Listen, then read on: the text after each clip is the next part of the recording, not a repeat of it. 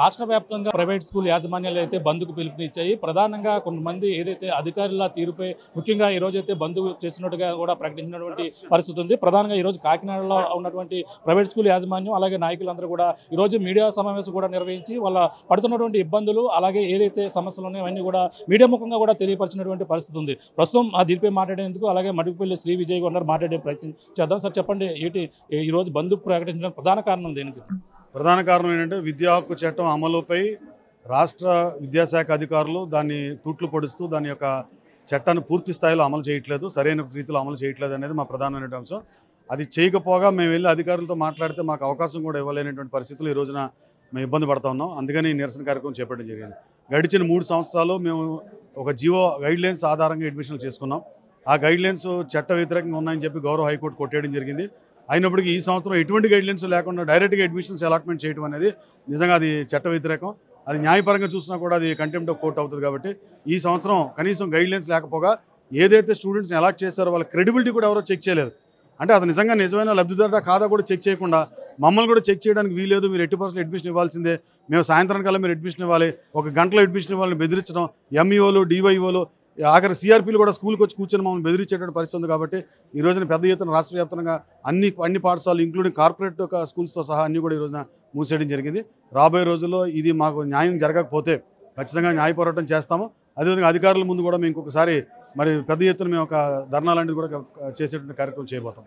ఆర్టీఏలో ప్రధానంగా అంటే ఎటువంటి లోపాలు ఉన్నాయనుకుంటారంటే వాళ్ళ కూడా విద్యా హక్కు చట్టం ప్రకారంగానే ఆర్టీఏలో కేంద్ర ప్రభుత్వం దీనికి కేటాయించని చెప్పుకొస్తున్నారు. గత 3 సంవత్సరాల నుంచి కూడా దీన్ని కంటిన్యూ చేస్తున్నారు.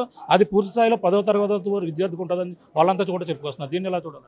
ముఖ్యంగా గడిచిన 3 సంవత్సరాల్లో ఎక్కడ కూడా రాష్ట్ర ప్రభుత్వం ₹1 కూడా ప్రైవేట్ పాఠశాలకు రీఎంబర్స్మెంట్ చేయలేదు. First point. రెండోది, ప్రతి అడ్మిషన్ మీద కూడా రీఎంబర్స్మెంట్ చేయవలసినటువంటి బాధ్యత ప్రభుత్వం మీద ఉంది. రీఎంబర్స్మెంట్ ఎలా చేయాలనేది కేంద్ర చట్టం, అలాగే రాష్ట్ర ప్రభుత్వం 2011 రూల్స్ సెక్షన్ రూల్ 10 ప్రకారంగా క్లియర్గా వాళ్ళ రూల్సే వాళ్ళకు ఉన్నాయి. అందులో ఆ రూల్స్ కానీ ఆ సెక్షన్స్ కానీ ఎక్కడ కూడా 3 సంవత్సరాలు అమలు చేయలేదని గౌరవ హైకోర్టు ఆ గైడ్లైన్స్ని కొట్టేస్తే ఈ సంవత్సరం ఆ గైడ్లైన్స్ కూడా లేకుండా మళ్ళీ ఇప్పుడు ఇస్తున్నారు. అంటే గడిచిన 3 సంవత్సరాల పిల్లల్ని మేము కంటిన్యూ చేయాలా వద్దా, దాని మీద స్పష్టత లేదు ప్రభుత్వం నుంచి.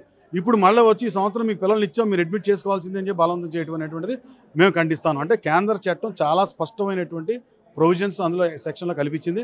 అలాగే చైల్డ్ ప్రొటెక్షన్ రైట్స్ యాక్ట్ కూడా వాళ్ళు కూడా స్టాండర్డ్ ఆపరేటివ్ ప్రొసీజర్ గైడ్లైన్స్ కూడా ఫ్రేమ్ చేయడం జరిగింది. ఆ గైడ్లైన్స్ పాటించట్లేదు, కేంద్ర చట్టాన్ని పాటించట్లేదు. రాష్ట్ర ప్రభుత్వం వాళ్ళు ఫ్రేమ్ చేసుకున్న రూల్స్ని కూడా మీరు పాటించకపోతే మేము ఎవరికి చెప్పుకోగలుగుతాం? మేము అంటే ప్రధానంగా వీళ్ళకి మొదట్లో వచ్చిన సంవత్సరమే వీళ్ళకి ప్రత్యేకమైన గదులు కేటాయించడం కూడా చేస్తుందని చెప్పేసి తల్లిదండ్రుల నుంచి కూడా ఆరోపణలు వచ్చాయి. దాన్ని ఏ విధంగా చూడాలి? కొంతమంది స్కూల్లో ఇటువంటి పరిస్థితులు మీరు గమనించారా?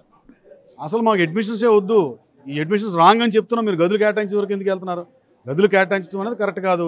ఏదైతే పిల్లోడి చట్ట ప్రకారంగా అడ్మిట్ అయ్యాడో ఖచ్చితంగా వాడు అందరితో పాటు నలుగురితో పాటు చదువుకుంటాడు తప్ప గదులు పెట్టడం అనేది కాదు. కాకపోతే ఇక్కడ ఏమవుతుందంటే ఇక్కడ క్లారిటీ లేదు గవర్నమెంట్ నుంచి. నేను అదే చెప్తున్నాను. ఇప్పుడు పాఠశాలలో వేరే గదిలో కూర్చోబెట్టే స్థాయి ఎందుకు వచ్చింది అంటే నువ్వు నీ నుంచి ఎటువంటి ఆ సమాధానం లేనప్పుడు వాడికి నచ్చినట్టు వాడు చేసుకుంటాడు. నువ్వు ఏదో ఒకటి చెప్పాలి కదా. మేము పదే అడుగుతున్నాం, 3 సంవత్సరాలు పిల్లలు చేరారు, ఆ పిల్లల్ని ఏం చేయాలి? టీసీ ఇచ్చేయాలా, కంటిన్యూ చేయాలా, ఏదో ఒకటి చెప్పండి.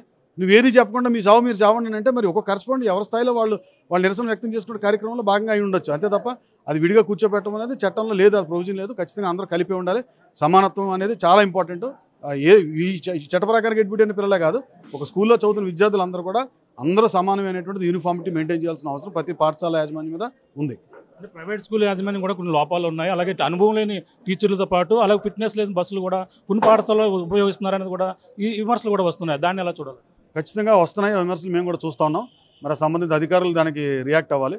అది నేను రియాక్ట్ అవ్వడం కాదు. ఎందుకంటే సంబంధిత అధికారులు నోటీసులు ఇవ్వడం, తద్వారా వాళ్ళ మీద ఆ స్కూల్స్ మీద ఏమైతే డిసిప్లినరీ యాక్షన్ తీసుకుంటారో అది అధికారులకు వాళ్ళకి ఉన్న పూర్తి స్వేచ్ఛ ఉంది. కాబట్టి అది అధికారులు చేయవలసిన కార్యక్రమం. ఆర్టీ యాక్ట్ ద్వారా మీరు ఏ విధంగా ముందుకు వెళ్ళబోతున్నారు? అంటే ఇప్పటికే 3 సంవత్సరాలు అయిపోయింది, కోర్టును ఆశ్రయించారు. కోర్టు నుంచి ఎటువంటి సూచనలు వచ్చే అవకాశం ఉందని భావిస్తున్నారు? ఏదైనా సరే ఎప్పుడైనా మనం చూస్తే గౌరవ హైకోర్టు కానీ, ఏ కోర్టు, సుప్రీంకోర్టు కానీ, జిల్లా కోర్టులు కానీ, ఏ కోర్టు అయినా కూడా న్యాయం ఏం చెప్తుంది, చట్టం ఏం చెప్తుందని చెప్తారు తప్ప ఖచ్చితంగా చట్టాన్ని అమలు చేయమనే ఏ కోర్టు అనేది చెప్తుంది. మేము పూర్తి విశ్వాసంతో ఉన్నాము.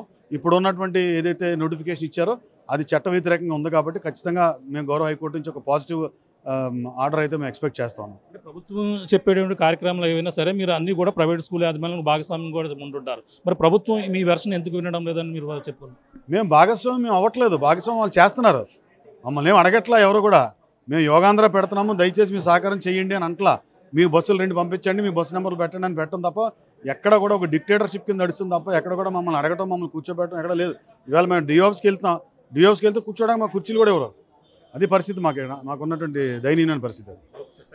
చూస్తున్నా ఇది ఆ పరిస్థితి. ఏదైతే ప్రభుత్వం ఏర్పాటు చేసినటువంటి ప్రైవేట్ స్కూల్లో 25% ఏదైతే వెనకబడినటువంటి విద్యార్థులకి కేటాయించినటువంటి ఆర్టీ యాక్ట్, అది దాని ద్వారా కేటాయించిన సీట్లపై ఎటువంటి సరైన సూచనలు అయితే ఇవ్వలేదని చెప్పుకొస్తున్నారు. ప్రధానంగా దానిపై సరైన స్పష్టత 3 సంవత్సరాలు గడిచిన ప్రభుత్వం నుంచి ఇవ్వాల్సినటువంటి ఎటువంటి ఇవ్వకపోవడంతో ఈ యొక్క సంవత్సరం ఎటువంటి గైడ్లైన్స్ లేకుండా ఇచ్చి ఈ విధంగా పిల్లల్ని పలానా స్కూల్ కేటాయించే వెళ్ళని మా పైన రుద్రం అనేది సరైనది కాదు. అదే ప్రభుత్వం ఏదైతే కార్యక్రమాలు చేపడుతుందో దానిపై కూడా అన్ని కార్యక్రమాలు కూడా మేము భాగస్వామ్యం చేస్తూ అన్ని కార్యక్రమాలు కూడా వింటున్న పరిస్థితుంది. కానీ దీనిపై ప్రభుత్వం సరైన స్పష్టత ఇవ్వకపోవడంతో ఈ రోజైతే రాష్ట్ర వ్యాప్తంగా కూడా బంద్ పిలిపించామో, అలాగే ఏదైతే ఈ యొక్క యూనియన్ ద్వారా ప్రైవేట్ స్కూల్ యాజమాన్యాన్ని కూడా ఇందులో పార్టిసిపేట్ చేసి ప్రభుత్వం అయితే మాకు అన్ని విధాల సూచనలు ఇచ్చి ఆ విధంగా ముందుకు వెళ్ళాలంటూ కూడా వీళ్ళంతా కూడా కోరుతున్నటువంటి పరిస్థితి ప్రధానంగా ఉందని చెప్పాలి. ఇదికున్న తాజా పరిస్థితి. కెమెరా అనిల్తో ప్రకాష్, RTV కాకినాడ నుంచి. తెలుగులో న్యూస్ కి ఫాస్టెస్ట్ యాప్ ఇప్పుడు టోటలీ న్యూ అవతార్లో జస్ట్ 5 seconds లో కంప్లీట్ న్యూస్. సోషల్ మీడియాలో ట్రెండ్స్ కి one stop solution. Live TV app voice search option తో ఇప్పుడే డౌన్లోడ్ చేయండి లేదా అప్డేట్ అయిపోండి. యాప్ లింక్ డిస్క్రిప్షన్ లో ఉంది.